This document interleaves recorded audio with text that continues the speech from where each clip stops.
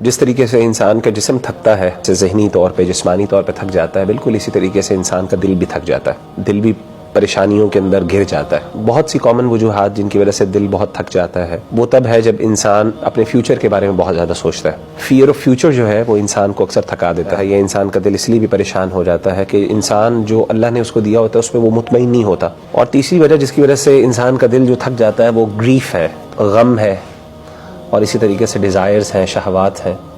یہ جب کثرت سے انسان کے دل کے اوپر وارد ہوتی ہیں، بار بار انسان کے دل پر حملہ ہوتا ہے، تو اس وقت انسان کا دل جو ہے وہ بہت تھک جاتا ہے۔ یہ جو غم ہے اور دل کے غم ہے اور دل کا بوجھ ہے اور دل کا اطمینان نہ ہونا، سکون نہ ہونا، یہ صرف ہمیں نہیں ہوتا، یہ صحابہ کو بھی ہوتا تھا، اور یہ ہر دور میں ہر جو ہے نیک لوگوں کو بھی ہوتا رہا، اور ظاہر ہے جو اللہ سے دور لوگ ہیں ان کو بھی ہوتا رہا۔ تو اللہ کے رسول صلی اللہ علیہ وسلم نے کہا یا ابا امامہ، کہ اے ابو امامہ، کیا ایسی چیز ہے، کیا ایسی پریشانی ہے تمہیں جس کی وجہ سے تم مسجد میں ایسے وقت میں ہو جو وقت نماز کا نہیں؟ تو سیدنا ابو امامہ نے کہا کہ یا رسول اللہ صلی اللہ علیہ وسلم، یعنی مال کی پریشانی اور اس کی وجہ سے پھر غم، مطلب زندگی بہت مشکل ہو گئی، ٹف ہو گئی ہے، اور اس پریشانی کی وجہ سے، اس کیفیت کی وجہ سے میں یہاں پہ مسجد میں آ گیا۔ آپ امیجن کریں کہ صحابہ جو تھے جب ان کو پریشانی ہوتی، مشکلات ہوتی اور وہ اس طرح کے غم بوجھل ہوتا تو وہ کدھر رخ کرتے؟ مسجد میں رخ کرتے۔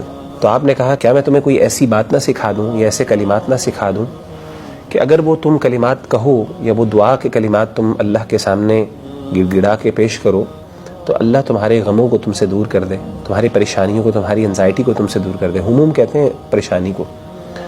وقضا عنک دینک، اور تمہارا جو قرضہ ہے وہ تم سے اللہ تعالیٰ دور کر دے، یعنی وہ تمہارا ادا کر دے۔ تو انہوں نے کہا بلا یا رسول اللہ، کیوں نہیں اللہ کے رسول، میں تو اسی غم اور اسی پریشانی میں یہاں پہ موجود ہوں۔ آپ صلی اللہ علیہ وسلم نے فرمایا اذا اصبحت و اذا امسیت، جب بھی تم صبح کرو یا شام کرو، یعنی صبح اور شام کے اذکار کے اندر ایک بندے کو دعا پڑھنی چاہیے، وہ نبی صلی اللہ علیہ وسلم نے لکھا، اور وہ کیا تھی؟ آپ نے فرمایا اللہم انی اعوذ بک من الہم والحزن، اے اللہ میں تیری پناہ میں آتا ہوں ہم سے اور حزن سے۔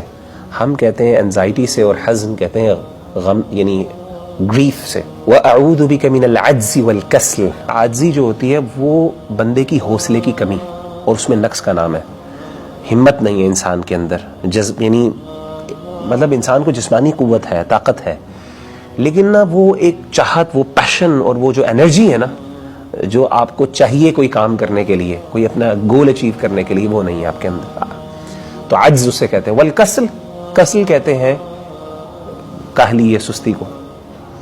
وَأَعُوذُ بِكَ مِنَ الْجُبْنِ وَالْبُخْلِ، اور اللہ میں تیری پناہ میں آتا ہوں جبن اور بخل سے۔ وَأَعُوذُ بِكَ مِنْ غَلَبَةِ الدَّيْنِ وَقَهْرِ الرِّجَالِ، اور اللہ میں تیرے پناہ میں آتا ہوں قرضے کے غلبے سے، وقہر الرجال، اور لوگوں کے قہر سے، مردوں کے قہر سے، یعنی دشمن کے قہر سے اور اس کی زیادتی سے۔ تو کہتے ہیں کہ میں نے یہ دعائیں پڑھنا شروع کی صبح شام تو اللہ تعالیٰ نے مجھ سے یہ دونوں چیزیں دور کر دیں۔ آپ دیکھیں کہ نبی صلی اللہ علیہ وسلم، یہ ایک روحانی، یہ دل جب بھاری ہو، پریشان ہو، یعنی انزائٹی نہ جا رہی ہو، اس طرح کے حالت میں ہو، انسان کو سمجھ نہ آ رہی، انسان کو نا بازو کا نکالنے کی ضرورت پڑتی ہے۔ کہاں پہ نکالنے؟ کوئی جگہ بھی نہیں مل رہی ہوتی، غصہ بھی نہیں نکال سکتے کسی۔